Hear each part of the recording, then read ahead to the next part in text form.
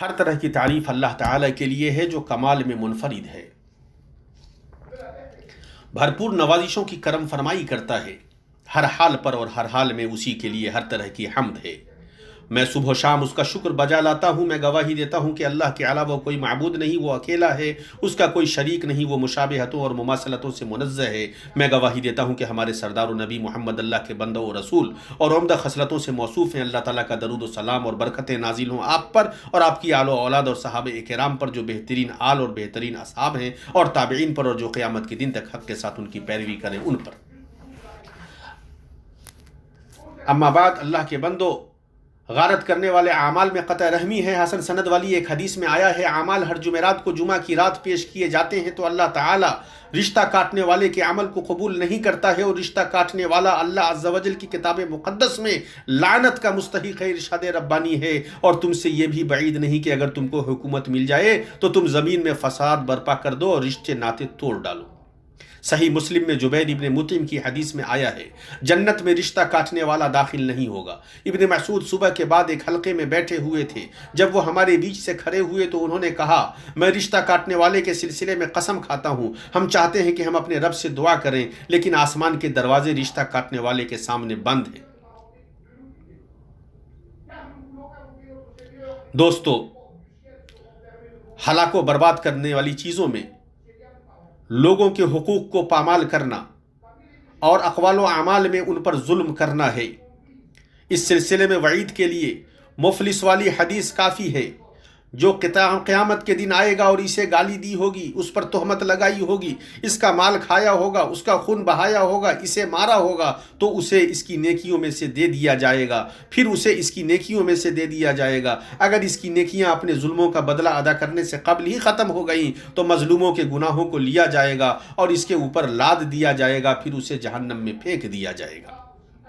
قیامت کے دن تعامل درہم و دینار سے نہیں ہوگا، بلکہ وہ نیکیوں اور برائیوں سے ہوگا۔ تو جس نے اپنے کسی بھائی پر ظلم کیا ہے تو وہ یہیں اس کا کفارہ دے کر آزاد ہو جائے، ورنہ قیامت کے دن درہم و دینار کام نہیں آئیں گے۔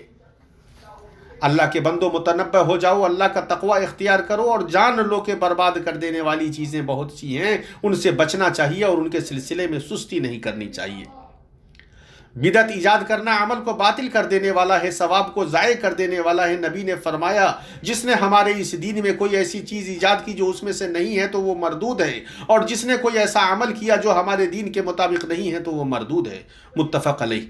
جس نے جھوٹ بات اور اس پر عمل کرنا نہیں چھوڑا تو اللہ تعالیٰ کو اس بات کی کوئی ضرورت نہیں ہے کہ وہ اپنا کھانا پینا چھوڑ دے۔ جس نے شراب پیا تو 40 دن تک اس کی نماز قبول نہیں ہوگی۔ جس نے دنیا میں شراب پیا تو وہ آخرت میں اسے نہیں پیے گا، سوائے اس کے کہ وہ توبہ کر لے، اور شراب کا عادی جنت میں داخل نہیں ہوگا۔ تو اے اللہ کے بندو، ڈرو اور متنبہ رہو، یہ اور درود و سلام بھیجو اپنے چنیدہ نبی پر، جیسا کہ اللہ تعالیٰ نے تمہیں اس کا حکم دیا ہے۔ اللہ تعالیٰ نے فرمایا، اللہ تعالیٰ اور اس کے فرشتے نبی پر درود بھیج۔ اللہ تعالیٰ کے لیے ہے ایسی تعریف جو تیری مقدس ذات کے شایان شان ہے۔ تیری ذات پاک ہے، ہم تیری ثنا کا شمار نہیں کر سکتے۔ تو ویسا ہی ہے جیسا کہ تو نے اپنے نفس کی ثنا بیان کی ہے۔ تیری بے پناہ نعمتوں اور بہت زیادہ خیر پر ہم تیرا شکر ادا کرتے ہیں۔ زبان تیرے شکر سے قاصر ہے۔ میں گواہی دیتا ہوں کہ اللہ کے علاوہ کوئی معبود نہیں، وہ اکیلا ہے، اس کا کوئی شریک نہیں۔ ایسی گواہی جو میزان میں بھاری ہو، بلند جنتوں تک پہنچائے۔ میں گواہی دیتا ہوں کہ ہمارے سردار و نبی محمد اللہ کے بندہ و رسول ہیں۔ اللہ تعالیٰ نے انہیں تمام جہاں کے لیے رحمت اور روشن چراغ بنا کر بھیجا۔ اللہ تعالیٰ کا درود و سلام نازل ہو ان پر اور ان کی نیک و پاکباز آل و اولاد پر۔ اللہ نے ان سے گندگی دور فرمائی اور انہیں پوری طرح پاک فرمایا، اور ان کی روشن و مبارک صحابہ کرام پر، حق کے ساتھ ان کی پیروی کرنے والوں پر، اور بہت زیادہ سلامتی نازل ہو، اور ان تمام پر بہت زیادہ سلامتی ہو۔ اما بعد، اے لوگوں، میں آپ سب کو اور خود کو اللہ کے تقوی کی وصیت کرتا ہوں۔ اللہ آپ سب پر رحم کرے، اللہ کا تقوی اختیار کرو، اس لیے کہ غلبہ اللہ کی طاعت سے مربوط ہے اور پستی معصیت کا ساتھی ہے۔ اللہ تعالیٰ سے پناہ طلب کرو، شرک سے جو توحید کو تباہ کر دیتی ہے، بدعت سے جو سنت کا خاتمہ کر دیتی ہے، خواہشات سے جو اخلاص سے روکتی ہے، شہوت سے جو حکم کی مخالفت کرتی ہے، غفلت سے جو ذکر سے غافل کر دیتی ہے۔ اللہ نے فرمایا انہیں اس کے سوا کوئی حکم نہیں دیا گیا کہ صرف اللہ کی عبادت کریں، اسی کے لیے دین کو خالص رکھیں، ابراہیم حنیف کے دین پر، اور نماز کو قائم رکھیں اور زکوٰۃ دیتے رہیں، یہی دین سیدھی ملت کا۔ مسلمانوں، عبادت بغیر نیت کے مشقت ہے، نیت بغیر اخلاص کے ریا ہے، اخلاص بغیر اتباع کے بیکار ہے۔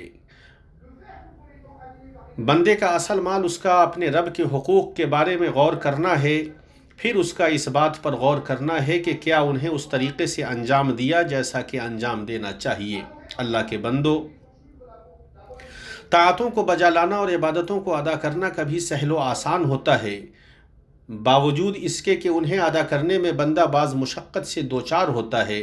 اللہ کے بندو، لیکن ان سب میں اہم یہ ہے کہ ان طاعتوں پر پابندی کی جائے، ان عبادتوں کا حریص رہا جائے تاکہ وہ بکھرا ہوا دھول نہ بن جائیں۔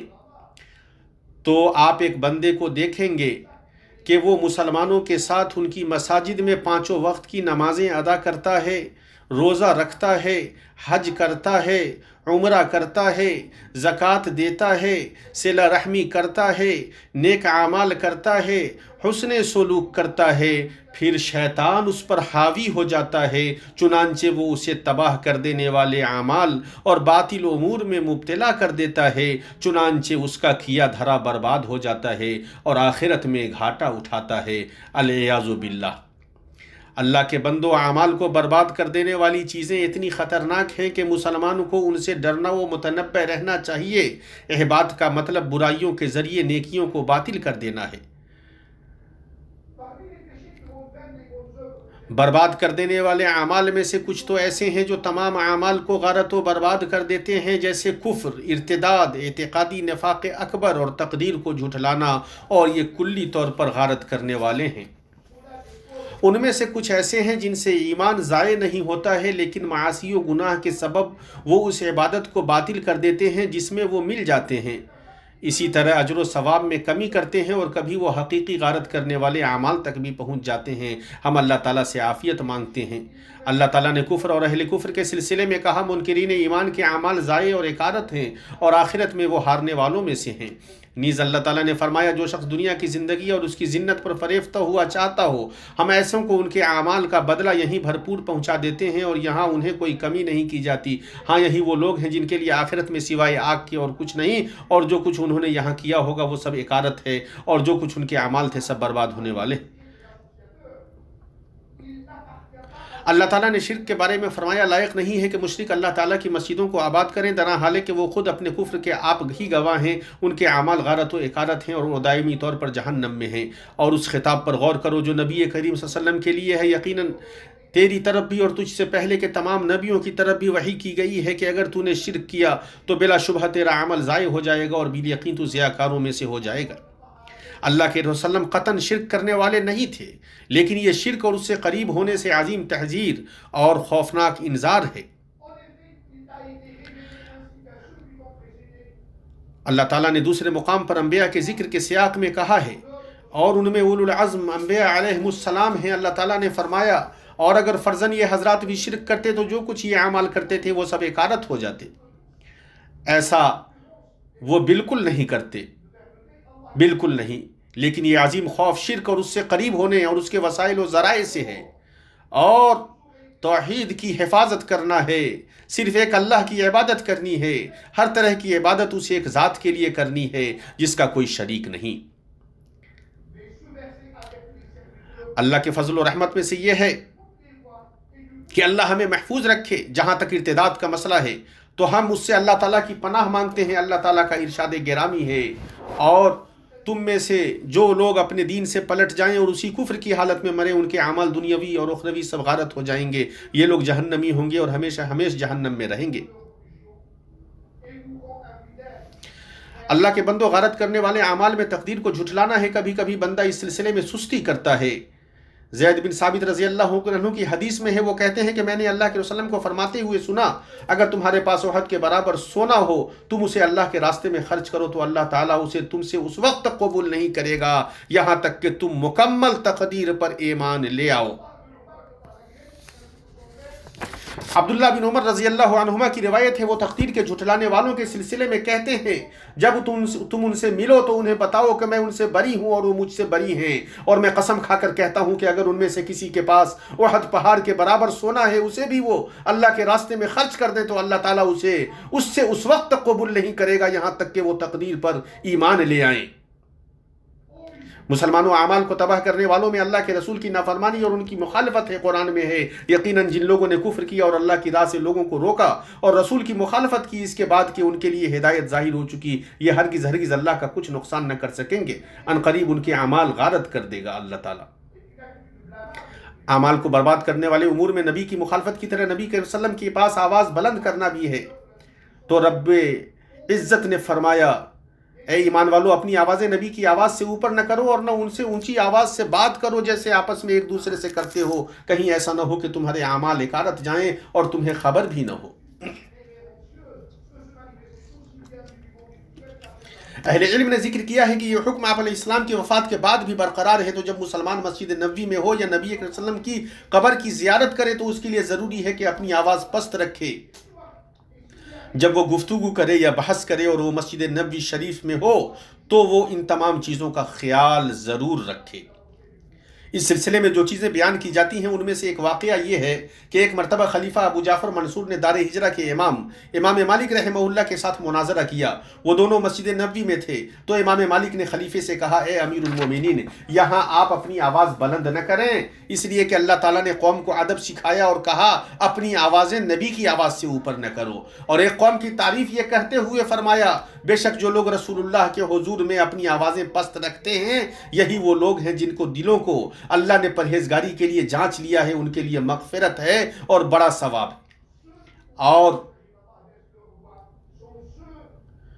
ایک قوم کی مذمت یہ کہتے ہوئے فرمایا، جو لوگ آپ کو حجروں کے پیچھے سے پکارتے ہیں ان میں سے اکثر بالکل بے عقل ہیں۔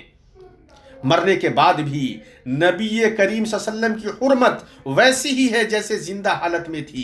تو ابو جعفر نے اس کا خیال رکھتے ہوئے فروتنی اختیار کی اور امام مالک رحمہ اللہ کی نصیحت کو مانا۔ اس سلسلے میں اہل علم کے لطیف اشاروں میں سے یہ ہے کہ اس ادب کا آپ علیہ السلام کی حدیث پڑھتے اور سنتے وقت بھی خیال رکھا جانا چاہیے، اس لیے کہ اہل علم نے کہا ہے کہ موت کے بعد آپ کا معصور کلام خود ان سے ان کے بولے ہوئے کلام کو سننے کی طرح ہے۔ تباہ کرنے والی چیزوں میں سے دین اور اہل دین کا مذاق اڑانا ہے۔ اللہ نے کہا، اگر آپ ان سے پوچھیں تو صاف کہہ دیں گے کہ ہم تو یوں ہی آپس میں ہنس بول رہے تھے۔ کہہ دیجئے کہ اللہ، اس کی آیتیں اور اس کا رسول ہی تمہارے ہنسی مذاق کے لیے رہ گئے ہیں۔ تم بہانے نہ بناؤ، یقیناً تم اپنے ایمان کے بعد بے ایمان ہو گئے۔ اگر ہم تم میں سے کچھ لوگوں سے درگزر بھی کر لیں تو کچھ لوگوں کو ان کے جرم کی سنگین سزا بھی دیں گے۔ اسی طرح کسی چیز کو دین کی ناپسند کرنا بھی ہے۔ یہ وہ عظیم باب ہے جس سے مسلمانوں کو ڈرنا چاہیے، خاص طور پر اس وقت جب شریعت اس کی خواہش اور رغبتوں کے موافق نہ ہو یا اس کے نفس میں اس سے نفرت ہو، تو وہ اپنے اوپر اپنے عمل کے ضائع ہونے سے ڈرے۔ اس لیے وہ ذکر جس کا مسلمان کو حریص ہونا چاہیے اور اس پر مداومت برتنی چاہیے یہ ہے، میں اپنے رب سے بحیثیت رب، اسلام سے بحیثیت دین اور محمد سے بحیثیت نبی راضی ہوا۔ اس دعا کو صبح و شام 3 مرتبہ پڑھنا چاہیے۔ اعمال کو ضائع کرنے والی چیزوں میں کاہنوں، جادوگروں، معاملات کے دعویٰ کرنے والوں اور نجومیوں کے پاس جانا ہے۔ صحیح حدیث میں ہے، جو کسی عراف یعنی معاملات کے علم کا دعویٰ کرنے والے کے پاس آیا اور جو وہ کہہ رہا ہے اس کی تصدیق کی، تو اس نے اس چیز کا انکار کیا جو محمد صلی اللہ علیہ وسلم پر نازل کیا گیا ہے۔ اور ایک دوسری حدیث میں ہے، جو کسی عراف کے پاس آیا اور اس سے کسی چیز کے بارے میں پوچھا تو اس کی 70 راتوں تک نماز قبول نہیں کی جائے۔ اہل علم نے کہا ہے کہ کاہنوں سے سوال کرنے کی وجہ سے 40 رات تک نماز قبول نہیں ہوتی ہے، اور جو وہ کہہ رہے ہیں ان کی تصدیق کرنا کفر میں مبتلا کر دیتا ہے، العیاذ باللہ۔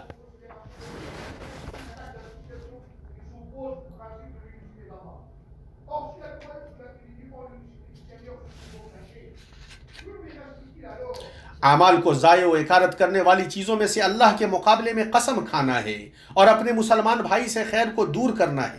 جس نے اللہ کے مقابلے میں قسم کھائی تو اس نے اللہ کی رحمت سے اپنی شمولیت کو دور کر دیا اور اپنے مسلم بھائی کو معافی سے دور کر دیا۔ اس نے اپنے بھائی کے گناہ اور اس کی کوتاہی کو بڑا بنا دیا، گویا کہ اس نے اللہ کی رحمت اور اس کے فضل کو تنگ کر دیا۔ جندب بن عبداللہ البجلی رضی اللہ عنہ سے روایت ہے کہ اللہ کے وسلم نے بیان فرمایا کہ ایک شخص نے کہا، اللہ کی قسم، اللہ تعالیٰ فلاں شخص کو معاف نہیں فرمائے گا، جبکہ اللہ تعالیٰ فرماتا ہے جو شخص میری قسمیں کھاتا ہے کہ میں فلاں کو معاف نہیں کروں گا تو میں نے تو فلاں کو معاف کر دیا اور تیرے عمل کو اکارت کر دیا۔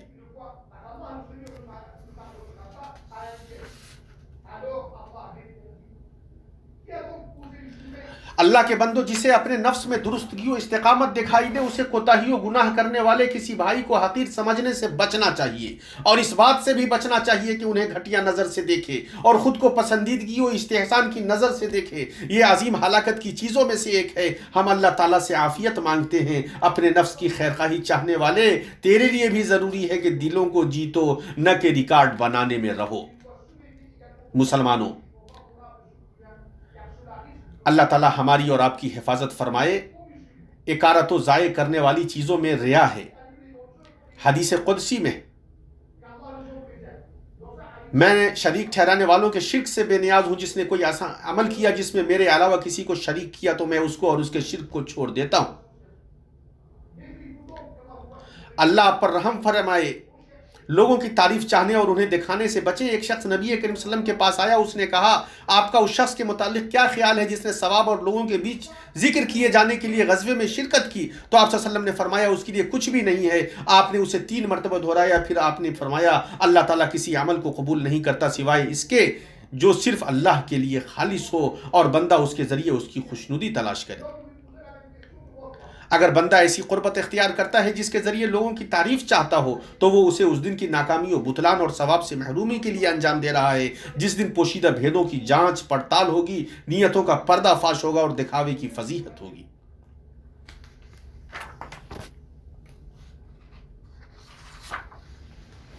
اس زمانے کے لوگ معاصر وسائل کے شکار ہو گئے ہیں، تو آپ ان میں سے بعض کو دیکھیں گے کہ ان کے ذریعے وہ اپنے اعمال کا تذکرہ کرتے ہیں اور ان چیزوں کو ذکر کرتے ہیں جو انہوں نے اپنے بھائیوں کے لیے دعائیں اور نیک اعمال کیے ہیں، حالانکہ مطلوب یہ ہے کہ پیٹھ